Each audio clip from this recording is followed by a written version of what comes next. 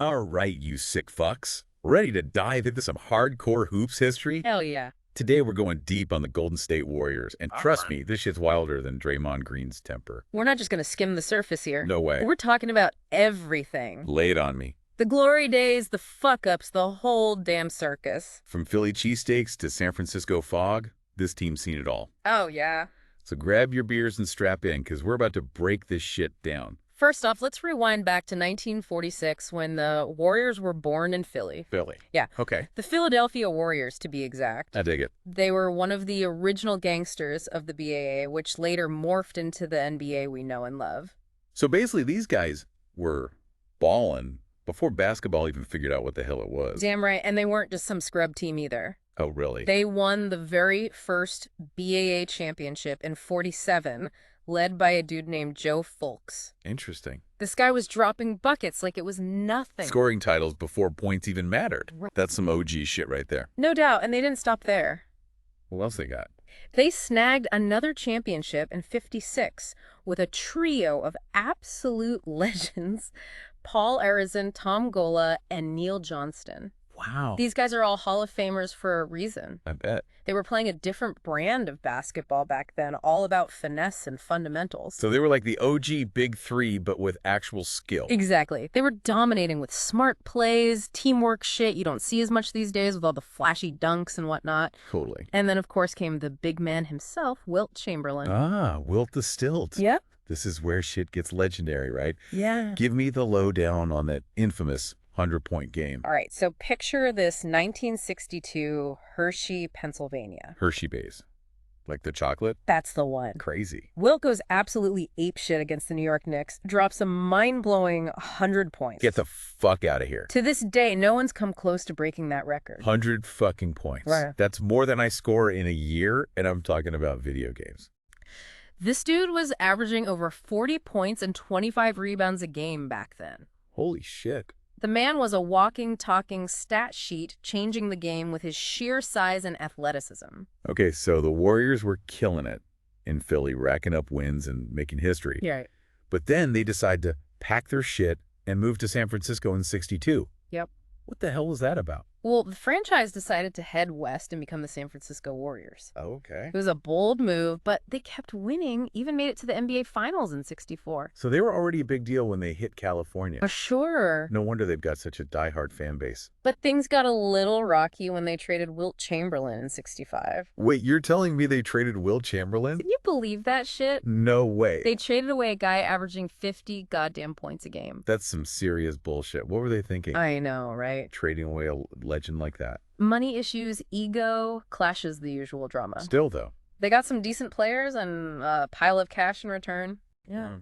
But it's still considered one of the worst trades in NBA history. Yeah, trading away Wilt is like the Lakers trading LeBron in his prime. Totally. A boneheaded move. No arguments here. So what happened next? They struggled for a bit after Wilt left, trying to fill that massive void. Right. But then they drafted this guy named Rick Barry, who was a whole other kind of crazy. Rick Barry? Wasn't that the dude who shot free throws underhanded? Talk about a mindfuck. Yep, that was his signature move. Oh, wow. Dude was a scoring machine, a total rebel. Okay. Led them to the NBA Finals in '67. No way. But then decided to chase the money and jumped ship to the ABA for a few years. So this guy sounds like a real wild card. Heroic. Loved the game, loved the cashing, did things his own way. Classic baller mentality. He was a walking contradiction, that's for sure. Sounds like it. But he eventually came back to the Warriors in '72, and guess what? What? Helped them win their third championship in '75. No shit. And it was a goddamn upset, too. They swept the Washington Bullets, who were the heavy favorites. So they were the underdogs who shocked the world. I love that shit. It's like the ultimate fuck you to the doubters. It was a classic Cinderella story, man. Love it. It proves that the Warriors have always had this ability to defy expectations and overcome adversity. For sure. They've got that grit, that determination to win against all odds. All right, so we've covered the early years, the championship runs, Wilt's dominance, Rick Barry's antics. Yeah. What the hell came next in this wild ride? All right, so the late 70s and early 80s were kind of a rough patch for the Warriors. Yeah, how bad was it, really? I mean, they had some decent players, Okay. but couldn't quite put it all together. I feel that. Then in 71, they decided to rebrand themselves as the Golden State Warriors. Wait, so they moved to Oakland, but ditched the city name for the whole damn state? Yeah. Talk about ambitious. They wanted to represent all of California, not just one city. I guess that makes sense. And it kind of fit their identity, too, you know? Says so. Always pushing boundaries, trying new shit. Interesting. They even rocked some wild uniforms back then. So they were like the pioneers of basketball fashion.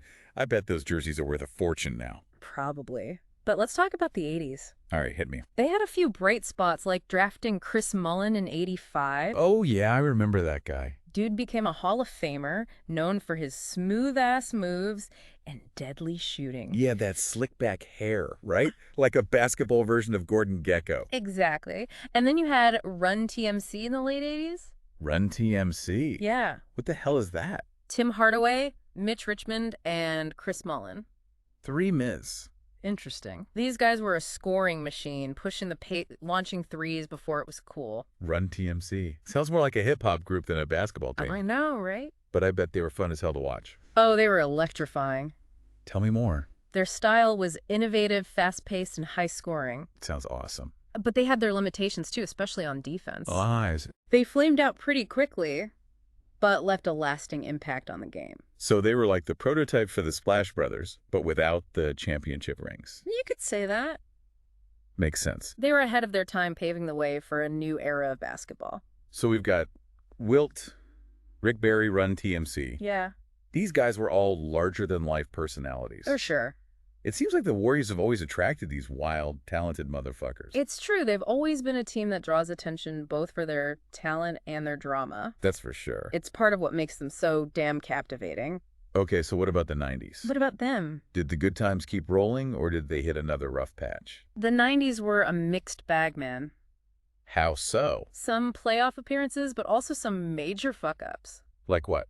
Remember Latrell Sprewell? Vaguely. The guy who choked his coach? Oh yeah, that shit was insane. Talk about a career-ending move. It was a PR nightmare for the franchise. I bet. And they made some questionable draft picks, and trades struggled to find any consistency. Oof. That's rough. Those years were kind of forgettable, to be honest. So another roller coaster decade, huh? Pretty much. Highs and lows, just like always. Yep. But I guess that's what keeps things interesting, right? Exactly.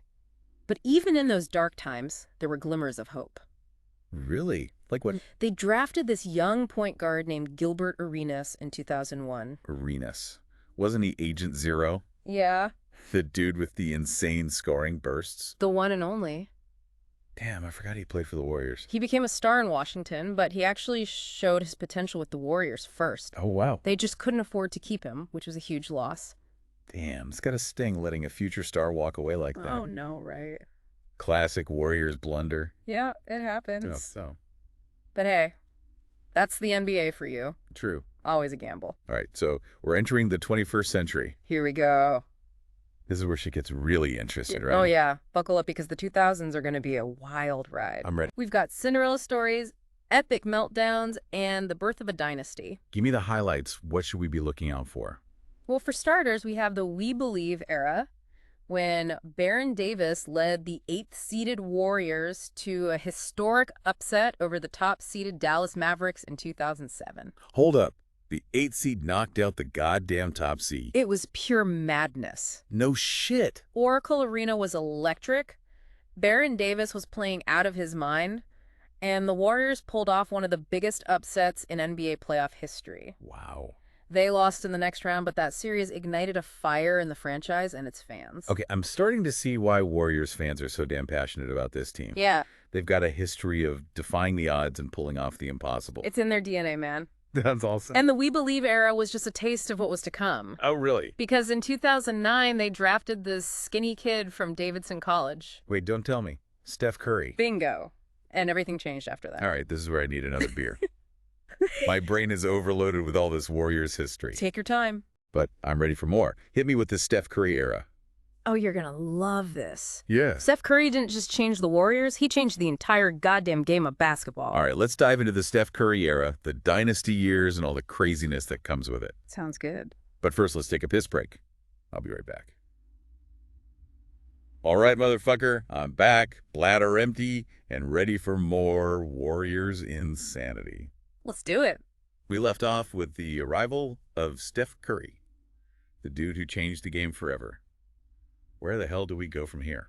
Well, you got to remember that Steph didn't transform the Warriors overnight. Yeah, I guess that makes sense. They went through some growing pains building a team around this skinny kid who could shoot the lights out. Yeah, it's not like he walked in and they instantly became a dynasty. What were those early years like? They were figuring shit out. Right. Making some trades, drafting Klay Thompson in 2011, the other half of the Splash Brothers, as they'd become known. Okay. And then in 2012, they got Draymond Green, a second-round pick who turned out to be the heart and soul of the team. Draymond Green, the guy who's always yelling and getting technical fouls. Didn't see that one coming. Right.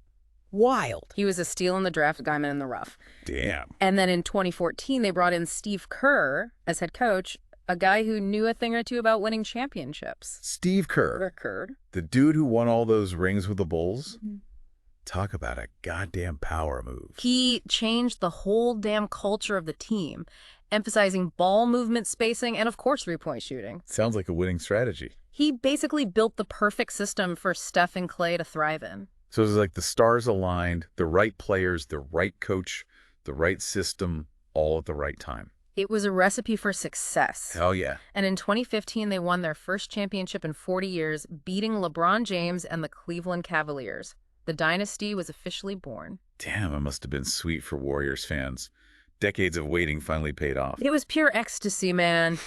Oracle Arena was rocking, the champagne was flowing, and the Warriors were back on top.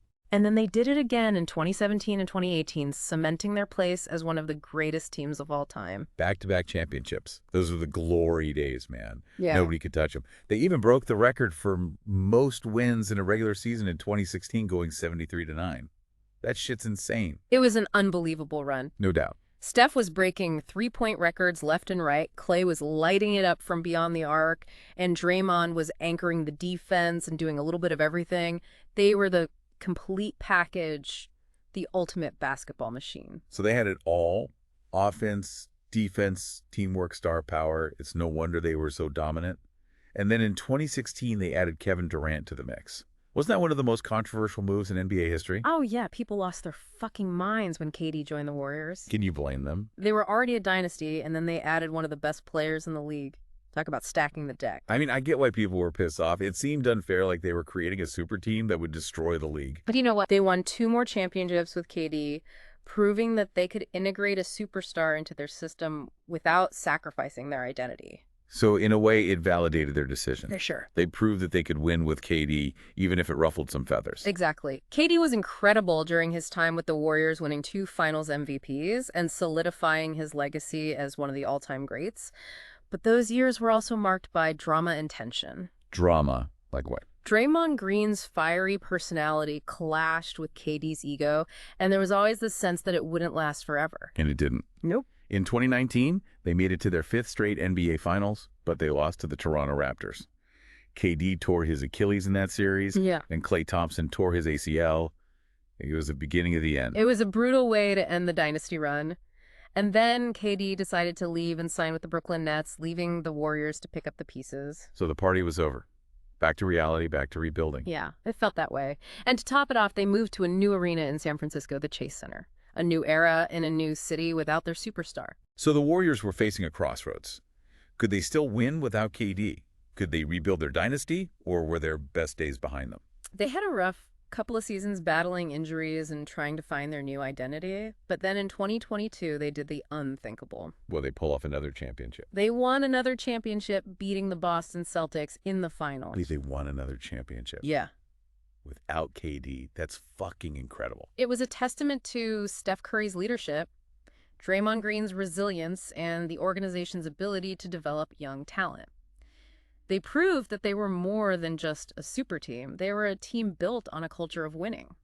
So the dynasty wasn't dead. They rose from the ashes like a goddamn phoenix. Exactly. And they're still a force to be reckoned with today, even as their core players get older. That's right. They've got a young, hungry team that's ready to compete for more championships. All right, so we've covered the highs and lows, the triumphs and the heartbreaks. What's the final verdict on the Golden State Warriors? They're a goddamn dynasty, man. One of the most entertaining, successful, and influential teams in NBA history. I can't argue with that. They've changed the game with their style of play, their swagger, and their unwavering pursuit of greatness. They're a team that makes you pay attention whether you love them or hate them. They're the Golden State Warriors, and they're here to stay. And that's the bottom line, folks. We've taken you through the wild ride that is the Warriors' history, and we hope you learned a thing or two along the way. So there you have it, you a bunch of degenerate gamblers. The Golden State Warriors, a team that's always entertaining, always competitive, and always striving for greatness. Until next time, keep your bets high and your balls low. Peace out.